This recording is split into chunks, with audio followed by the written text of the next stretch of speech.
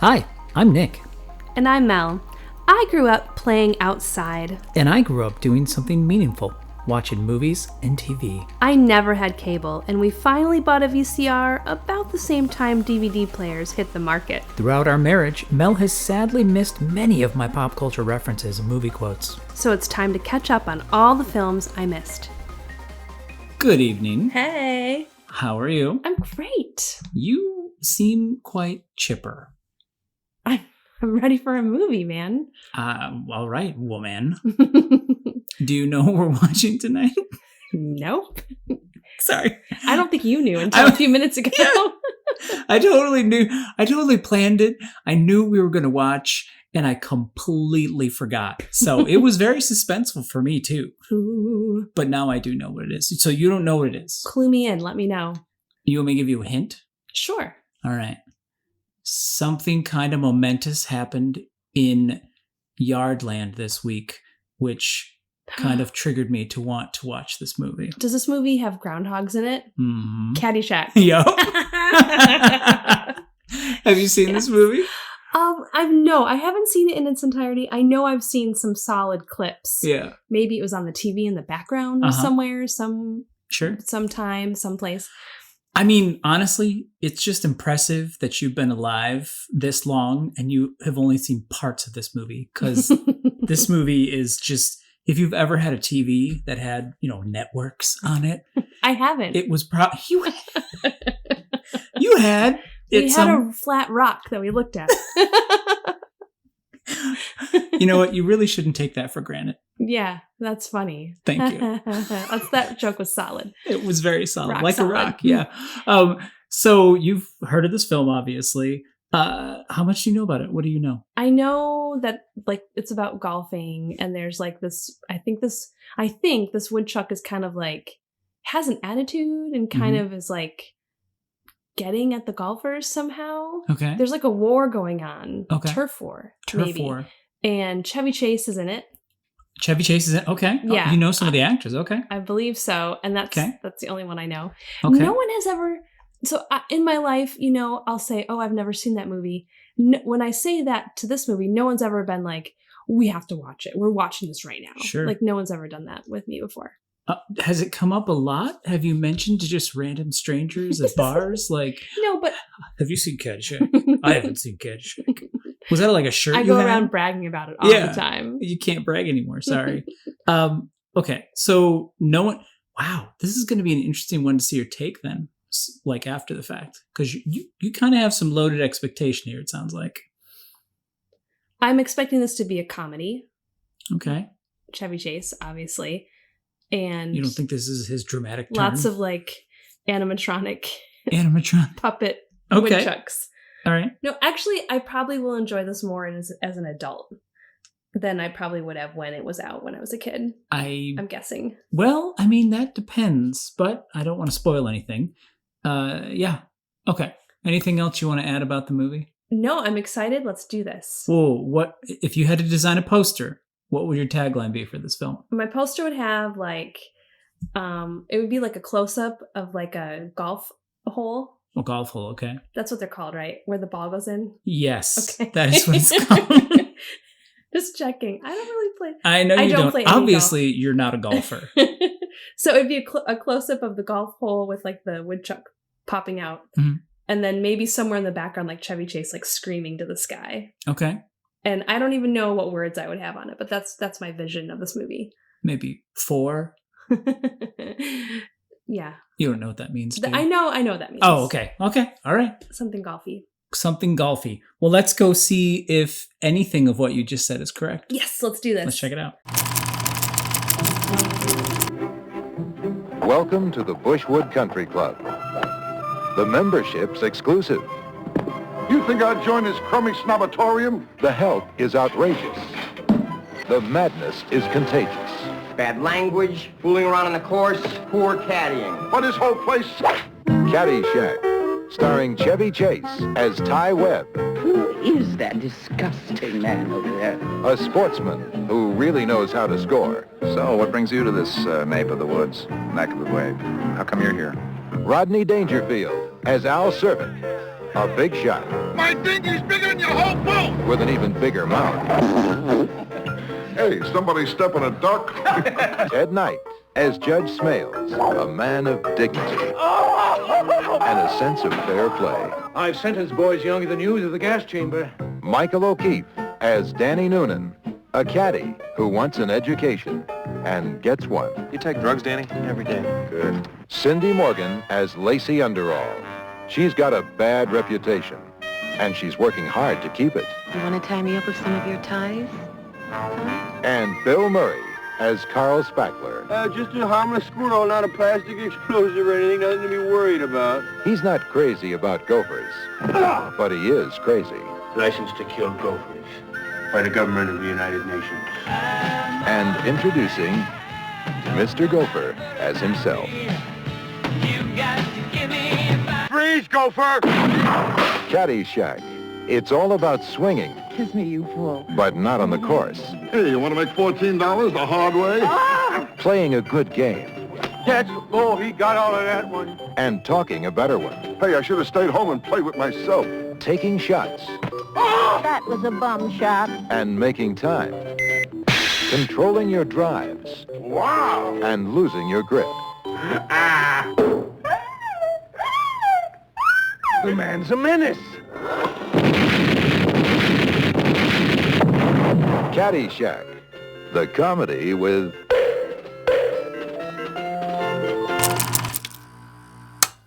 Are you all right? Yeah, that was fun. Yeah. Is nobody worried about you? Ain't nobody worried about me. I'm all right. Why you got to give me the fight? Yacht Rock at its best. Yacht Rock had a strong presence in this movie. Yes, it did. Yeah. It felt like a movie that needed Yacht Rock. First off, not everyone is familiar with Yacht Rock. Can you please explain what Yacht Rock is? Yacht Rock is music from a certain time Yes. that makes you feel like you're just floating in a yacht. Everything's smooth. True. Everything's like cool. The music is smooth. Often the music of, is it Kenny Loggins? Kenny Loggins. Yes, he's kind of epitomizes yacht rock. Michael McDonald as well. Yes. Christopher Cross. Yeah. And if there happens to be a boat in your song, bonus yacht rock points. Yeah. Oh, yeah. That's definitely the absolute creme de la creme of Yacht Rock. Okay, but lots of Kenny Loggins songs. Loggins. Why did I say Loggins? Kenny Loggins songs. The music fit this movie really well. Oh, yeah. He's very light and breezy in his songs usually. Mhm. Which is funny because in Highway to the Danger Zone, because, we recently watched Top Gun as well, he much more serious. So Kenny Loggins, obviously, and I think he's rocked one, is like a mullet. He can be business in the front and party in the back. So yeah, this movie definitely showed he could party out. Yeah. He sure did. So I had thought that this movie was going to be mostly about like the war between a gopher. Yes. Well, I said woodchuck. I think they're the same They're thing. the same thing. Is that the same thing? Same thing. Okay, so they said gopher in the movie. Let's just go with gopher. Sure. Gopher. That's after I said that, I thought that can't be just what the movie's about. Like in the time it took for us to go and like sit down and watch the movie, Yep. I was already having misgivings about like that cannot be the only plot of this movie. And guess what? Yeah. It wasn't. It was not. It was a side plot. It total to the actual story. Yes. Do you want to give us a quick summary of the film? Oh my gosh, how do I do that? There's this, it's kind of like a behind the scenes of like what life is like for caddies at a country club. Okay. But because of that, it's like sprawling with all the characters that come in and out of the country club. So it follows one young caddy. He's trying to figure out what to do with his life. He's about to graduate. Aren't we all? Yeah. What I don't know what I want to be when I grow up. Someday. We'll know. It follows him, but then also like all the other men that come to play at the club. Yeah. There's like all these like little stories happening. And actually I was just reading that like the movie was so long and sprawling that its original cut was like 4 hours long. And the studio execs or whatever were like, this is like crazy. No, you got to cut it down. So they did, but then it didn't have like a story. It felt more like vignettes yeah. of like little comedy sketches. Mm-hmm. And so at the end, after filming, the gopher was added To tie everything to together? tie everything together. That is hilarious. So they wanted something like a continuous like thread. Like a glue. Yeah. So that's why we have the gopher. Wow. Yeah. You know, if that were made nowadays, they would have just released it as a 4-hour movie, I think. They would just call it the extreme cut or something like that. Maybe. And you know what? It's probably going to be in whatever anniversary, a re-release, and they're going to have the 4-hour version of the movie. Yes, they might still release it. It may already exist, One and I could just hope. don't know. Do you want to see 4 hours of Caddyshack? I don't know if I want to see 4 hours of Caddyshack. I feel like it was long enough, honestly. Like, yeah. it didn't feel like it needed to be longer. No, everything got wrapped up pretty nicely. Yeah. Yeah. And so much of it, too, was like, you could tell they were just kind of ad-libbing, you know? So I could see how you could get 4 hours out of just people trying and throwing stuff at the wall, you know? Yeah. Yeah. There was a lot of ad-libbing. Okay, so some of the little stories happening. Yes. There was this like intense rivalry between one man, and is he like the owner? Carl Spackler? Wait, or which man are you talking about? Owner of the club? He was the grumpiest. judge? The judge. The judge, the judge. He comes to the club. He cheats at golf. Like he slices. Yeah. That's a golf term I just threw down. You sure did. What does it mean? He doesn't go the way he should. What does slicing mean? I think slicing means like when you kind of go off to the side. Yes. Into the woods. Good job. Yeah. A slice. Well, it doesn't have to go into the woods. It's just when you're going off to the side of where you're intending to hit. Good job. I learned something. You didn't even know what a hole was at the beginning of this. So Caddyshack has already earned its stripes. So he was like this grumpy guy, and then Rodney Dangerfield comes in. Yes. And he's this super rich man. Al Cervix. Right. Which was the dumbest joke that I did not get when I was a kid and saw his name. Why would you? It's good I didn't. But it was just such a stupid, funny joke. Yes. There were a lot of stupid funny jokes, yes. Oh, Rodney Dangerfield. He really did not sit well with you, did he? He's always bugged me, and I'm sorry to anyone who loves him, but he's just so grating. He's so annoying. I mean, he's really good at being annoying, and I know it's like a comedic act or whatever, but that's his whole shtick. Oh, so awful. It also is like the yin and the yang of the judge character being so OCD and anal and just so uptight, and then having Rodney Dangerfield's, yeah. Okay, but I have to give Rodney Dangerfield props because he did have some really funny lines. Yeah. A lot of funny lines. And I was just reading that he ad-libbed a lot of them. Like when there was like a competition between these two guys. And Rodney Dangerfield, he just had tons of money. He was always tipping people. He was like, here's for the bags, here's for this, and here, gain some weight. And he'd like throw some money at people. Yeah. And they just kept trying to one up each other.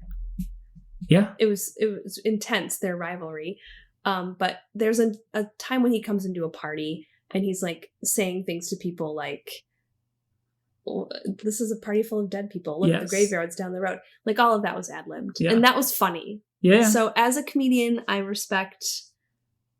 He had some zingers. He's funny. Sure. He's just annoying. Yeah. Well, I mean, the fact that I think a lot of times too, characters, think of how annoyed you were with watching him. Like it or not, that's eliciting a response in you, which is good acting.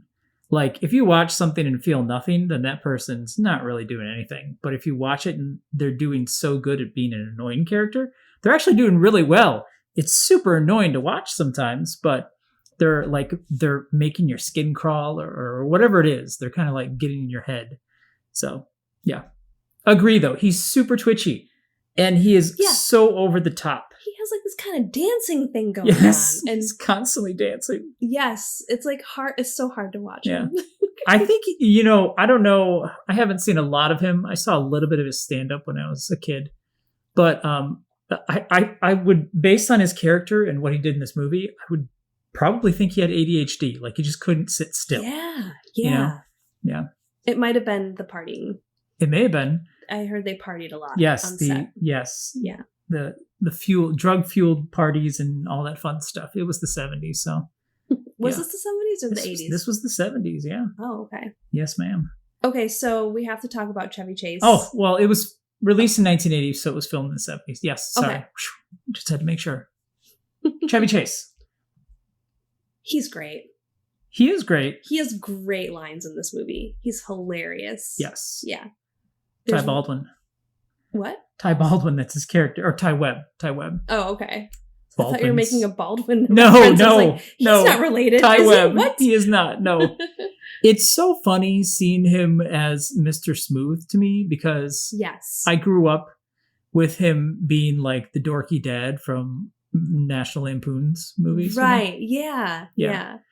So, yeah. But he also does in the Fletch. Have you seen the Fletch movies? I saw one Fletch movie. I barely remember it. Okay. All right. He definitely has a frequency and a vibe that he would put out there. Just the way he delivers lines, you know, and everything. Yeah. That's why he was only on like one season of SNL. He was on like the first season, then he just left to go do movies pretty much. Huh. He was just a golfer who's like inexplicably rich. He's just wealthy, yeah. Okay. He has like Yeah. uncashed checks for $70,000 on his table or whatever. Yeah. His caddy asks him, he's like, well, I don't want to work in a lumber yard. Do you want to work in a lumber yard? He's like, well, I own a lumber yard. Yeah, I loved his lines. He made me laugh. So deadpan. Like, yes. Yeah. Yeah. They're funny. Yeah, something about his character too. That's one of the things I remember most about this movie from watching it. And first of all, I clarified this to you when we were watching the movie. You were like, you watched this as a kid? Because it has, it's rated R. It's an adult comedy. Yeah. And I watched it as a kid growing up on like syndicated cable, which had all language and everything pretty much that could be slightly offensive scrubbed out. Oh. So whatever the cut is, if it's a 2-hour movie, it's probably an hour and a half on TBS or something. Okay. So that's how I was introduced to it. This was probably my first time seeing it all the way through in its R entirety, with the R rating.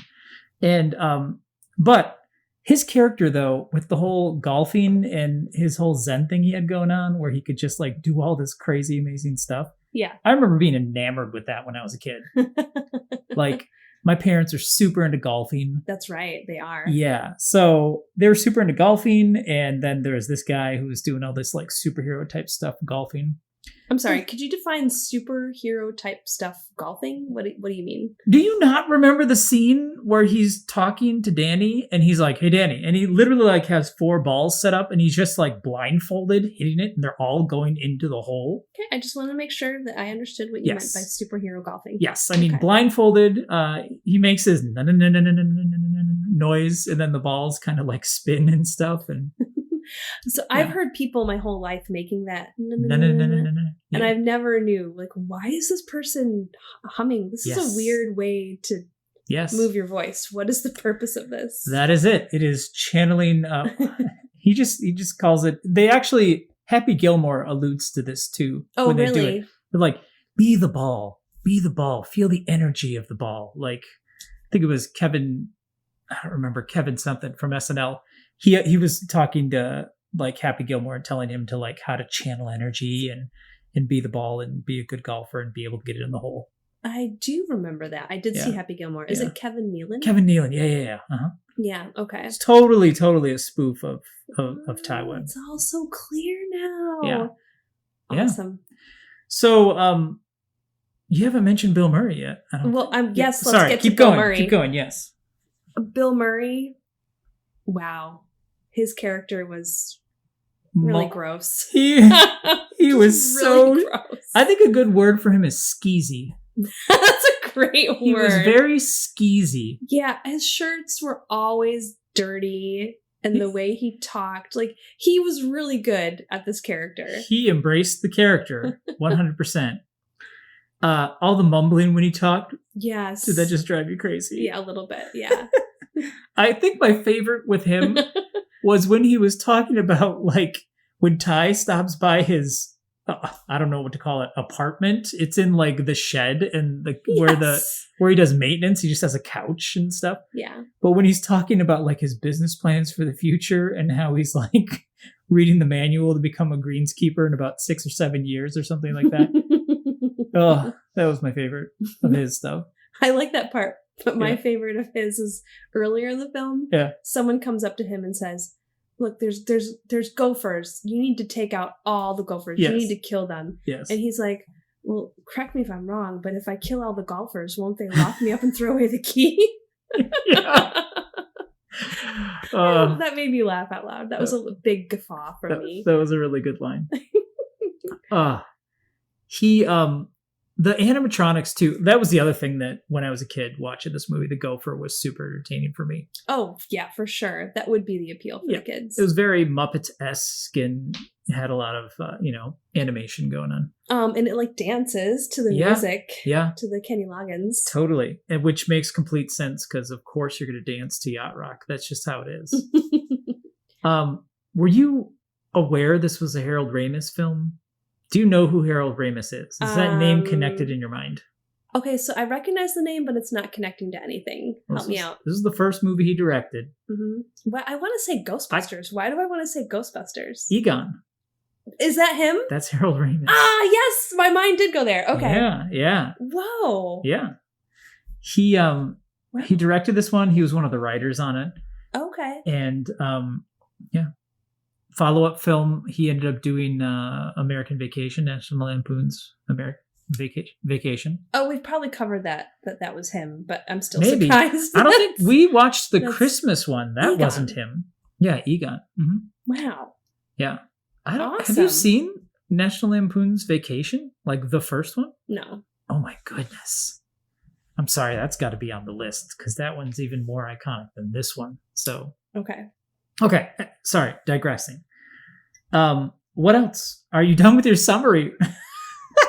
We have a lot to summarize. There's a lot. It's going to be a 4-hour summary, just like the film was. Oh my goodness. I never thought about the life of a caddy. Do caddies still exist? Yeah. First of all, it's crazy that you have enough money to pay another human to carry your stuff. Like that's like luxury. Well, I mean, that's like saying you have enough money to pay another human to wash your dishes, though, really. Like, to me. Okay. Being someone who I was actually a dishwasher, and I actually worked at a country club. That was my first job. Was it like this? There were no caddies. We had golf carts, which was a threat in the movie. They were like, you guys better shape up or else we're just going to get golf carts. Yeah. So makes you wonder why they don't have them. Yeah. So just seeing like the behind the scenes of a summer job sort of thing is fun. And it like probably makes you think of your own summer job. Were you thinking about the country club when you watched it? A little bit. Yeah. A little bit. To answer your question though, was working at a country club like this movie? Yeah. And I will say a little bit. Like none of the people who golfed at the country club were crazy or outlandish or anything. But all the people who worked there, like they had a very what's a good way to explain the people in Caddyshack, like all the workers? They were very like it's not blue collar. I don't know how else to say it. It's like it's not carny level. No, but it's somewhat. There's I don't know. They were just working folk. Okay. I don't know how to say it. I was a working folk. So there's a culture behind the scenes. Yeah, exactly. Like you have to put on a certain facade when you start your work and you do it. But like when you're behind, like, in the kitchen and stuff, things are kind of a little bit crazy. Or maybe you're hiding in the bushes betting on whether or not someone's going to pick their nose or something. Yes. I don't remember doing that. No. But there was definitely, some shenanigans that got up to. You get bored when you're doing a job like that. Yeah. So there's definitely some shenanigans. Yeah. Man, have you ever been to like a country club before? No. Okay. No. Wait. You went to one, Torrey Pines Golf Club. You went to that one, but we didn't like spend a lot of time there. True. No, we went just went for a food event. Yeah. Yeah. So that was shishi. It is very shishi. Like, it's like when you go to a fancy hotel. You want to feel like you are in a fancy, fancy time and doing fancy things. Like, that's how I learned how to fold napkins. Because I used to have to fold hundreds of napkins for the table settings. I'm glad you learned that skill. It's a super valuable skill, especially now that cloth napkins are back in style. So, yeah. So, okay, let's talk about a little bit more of the movie. Yeah, let's finish summarizing. Well, the summary's done, but what other things do you want to talk about? Okay. As part of the caddy culture, yes. They had one day in the summer where they were allowed access to the pool for 15 minutes. Yes. It was like from 1:00 to 1:15 caddy time. Yes. And that was actually my favorite scene of the movie. Why? Because the joy of that everyone just rushing to the pool and just there's the sudden abandon. It's our time, folks. It's our time, boys. Let's do this. You can't stop us. It was great. And then it was so weird too, because in the middle of it, there's this water dancing choreographed, water ballet scene that the caddies do in the pool. That was just so weird and delightful and hilarious. And most of them are in their clothes. Yes. They just jumped in their clothes. Yes, absolutely. Except for that one guy who was the nemesis caddy. He was wearing the tightest Italian Speedo, which was just hilarious. Yeah. Oh my goodness. Wow. So that whole scene is hilarious. And then the way that it ends is that someone drops a Baby Ruth candy bar in the pool. Yes. And the way they filmed that, I mean, it's gross, but they think it's not a candy bar. They think it's something else. What do they think it is? It's something else. Something else? Use your imagination. Okay. What does a Baby Ruth look like again? It's a candy bar. What kind of candy bar? That's it. It's a chocolate candy bar. I don't need to go into any more Someone detail. may not know what a Baby Ruth is, so it looks like a Snickers. I think everybody knows what a Snickers looks like. Okay. But they use the Jaws music. Yes. Following it with the camera, and the horrified faces of people are screaming and backing off and getting out of the pool. Yeah. And that ends the whole 15 minutes of fame in the pool. Yeah. That whole sequence is hilarious. It's really funny. That one, I really enjoy that one too. Yeah. And the fact that they drain the entire pool in order to scrub it down. Sanitize it, yeah. And then, of course, we just have to say that, Bill Murray finds it. He discovers it's a chocolate bar. And takes a bite. So he takes a bite. What else are you going to do? So gross. It was probably good. It maybe tastes a little like chlorine. So, yeah. So, what did you think about Bill Murray with the gopher? How did that land with you as an adult? I don't know, actually. I mean, I was relieved that wasn't the only plot of the movie. Sure. As a thread in the background, it served its purpose. Mm-hmm. I don't know. It's one of those storylines that I think people probably really enjoy. Mm-hmm. And I think it's funny, but I don't know. What are you getting at? I was just curious if you liked it or not. I remember liking it a lot more as a kid. I did not enjoy it as much as an adult. It feels like it's for a kid. Yeah. You know what I mean? Yeah. It's just silly. Which is fine. It's fine, but the moments he had when he wasn't around the gopher, I think were way funnier. Yeah. I see what you're saying. When he was doing his fake hitting the flowers, pretending he was in a golf competition, that was hilarious. I thought he was way funnier when there was no gopher involved. So yeah. What did you think about the other thing that I remember as a kid? One of the scenes that just blew my mind was the whole I think it was a preacher or a reverend golfing in the rain. That whole sequence is burned in my memory from when I was a kid. Yes. Why? Why is it so? Oh my goodness. memorable? I don't know about you, but when I was a kid, it was whenever it starts raining heavy and there's lightning, you got to get inside. It is dangerous. And you should not hold anything metal. No. It is you were trained. It's like hot fire stove. Don't touch. Yeah, totally. And so this whole scene, it's this guy in torrential downpour golfing with lightning storm going. So it just really made an impression on me as a kid. And then at the very end, he gets struck by lightning. So it totally just fed into all the things that I had been told, young, impressionable mind. Why is it okay? Why have we been trained? I had the fear of this put in me as well. I know. Even to this day, if it's thundering, I'm like, girls, get inside. Yeah. The thunder's miles away. Yes. Yeah. I don't know. I think it's because of Unsolved Mysteries. And I'm not even joking. I think there were like, today on Unsolved Mysteries, 1 in 4 billion people get struck by lightning a year. And I just remember seeing it as a kid. And then, I don't know, maybe there was a string of news stories in the 80s that were like, lightning strikes people sometimes. But our parents, I'm picking up your parents did this too. Yes. Like, were also deathly afraid of being out in a lightning storm. Yes. And heaven forbid you are holding an umbrella. That's like holding up. I know. I don't know. Like you're like Marty McFly, like it's like begging to be struck by lightning. We weren't even allowed to take showers when it was lightning because like inside the house. I'm not joking because I swear my dad said this. Like water conducts, so it could come in through the shower. That is horrifying. Are you allowed to use? You're not allowed to use the sink when there's a lightning storm. Oh no, that's fine. Oh my goodness. And also unplug everything. I think your dad just wanted to save on electricity. He didn't want to have to pay for the pump. He didn't want anyone using the shower No anyway. way. He just didn't want you to use water. Oh my word. Oh my goodness. Wow. Some deep-seated things we're discovering here today. So, yeah. So watching this as an adult, what landed better with you? What did you enjoy more? Probably just all the Thai scenes. Those are my favorites. The Thai? Who's Thai again? Sorry, Chevy Chase. Oh, okay. Those scenes were he's just so funny. Yeah. Those are my favorite.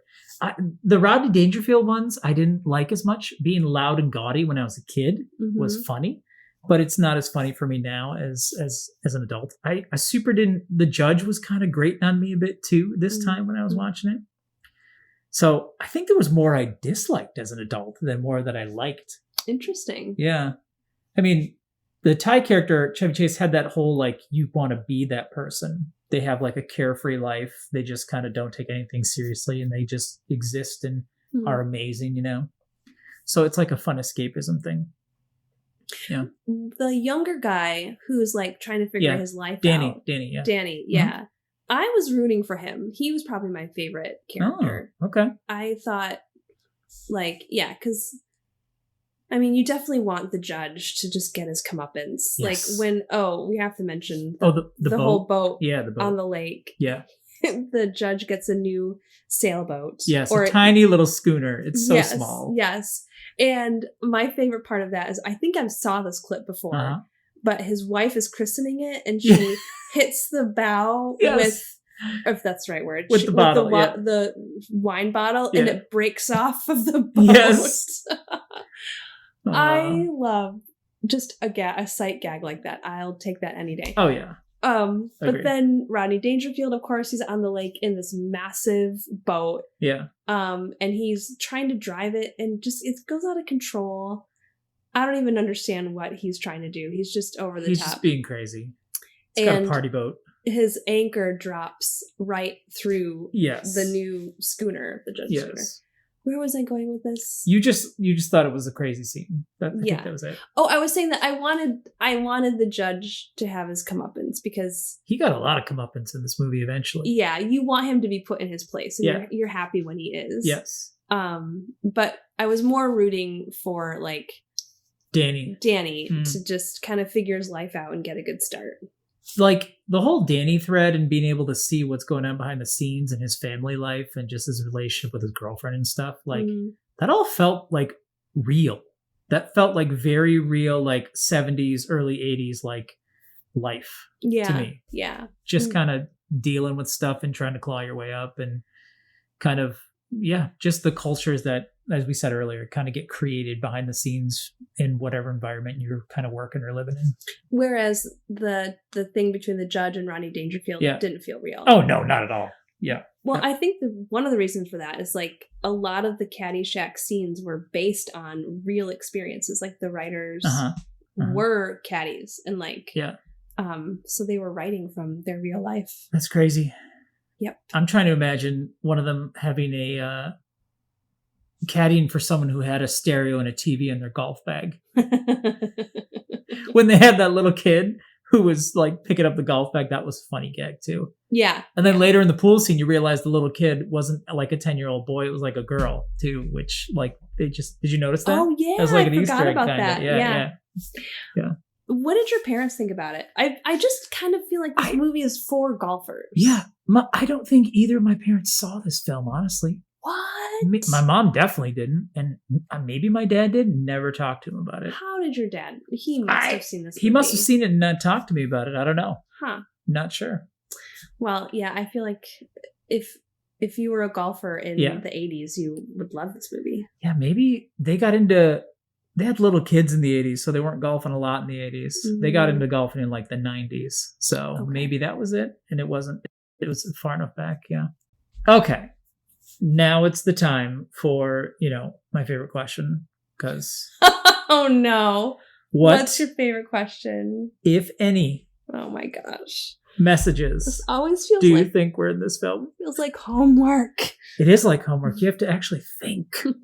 What messages? What was the message of this film, Melissa? Okay, the first message that comes to mind, and that's all I give you because I don't spend a lot of time thinking about this. I can't believe you. Like, relax, have fun. Don't be so serious. Don't take life so seriously. Yeah. Like, the characters who are kind of like, who had favor upon them. Movie favor upon them. The characters that you like. Okay. Chevy Chase. Yes. He did not take life so seriously. He did not, no. It's true. The winner in the feud between Rodney Dangerfield yes. and the judge, it was Rodney because he didn't take life so seriously. He was like just relaxed and kind of just did things his own way. So I think that's one of the messages you could get from this film. Okay. There. Wow. Are you impressed? I'm very impressed. And you're all like, I don't know, blah, blah, blah, blah, blah. I'm not even thinking. Wow. Okay. Do you want to add anything to this? I'm all right. Be the ball. Be the ball. That is it. There you go. If you were a character in this movie, like if you were plunked into this movie, who would you be in the film? Like, what would your role be? Well, because it made me thinking about. It made me. I cannot talk. It made me thinking about. Oh my goodness! What does it make you thinking about, girl? Did he give you the vapors? It made me think about my summer jobs. Sure. Which were fun and I enjoyed. I enjoyed that culture we were talking about. Yeah. So, I think I would be a caddy. Oh, okay. Yeah. Would you have like a gimmick?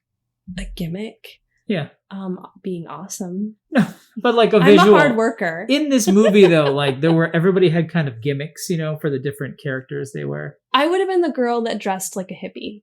Oh, like full on hippie? Like bell bottoms and like long hair and maybe like braids and flowers in her hair. Okay, nice. That would have been me. Okay. Yeah. I would have been a saucy like maitre d' or something like that. What is a maitre d'? Oh, what would you be a waiter? No one actually knows. Okay, excellent. It's just the person who sits around the entrance and kind of pretends like they're important. Oh, them. I would have been great at that job. I'm really good at that. Yeah, definitely. Yeah. So, and yes, I probably would have admired the hippie caddy from afar as well. That probably would have been part of my subplot storyline. Totally. Yeah. All right. Are you glad or sad you saw this one? I'm glad I saw it. Now I know. Now you know. It's like it has like filled in some of the holes of my pop culture knowledge. I got that joke. Yeah. Did you like that? Yeah. It was not intentional. It's par for the course. Oh, you're funny. I try. So, yeah. Glad we saw that. I'm pretty sure I had a dream after watching this where I got a hole in one. I'm pretty sure that happened. That's great. Yeah. Well, like all things in life, let's be the ball. All right, that's a wrap. That's a wrap. Na, na, na, na, na, na.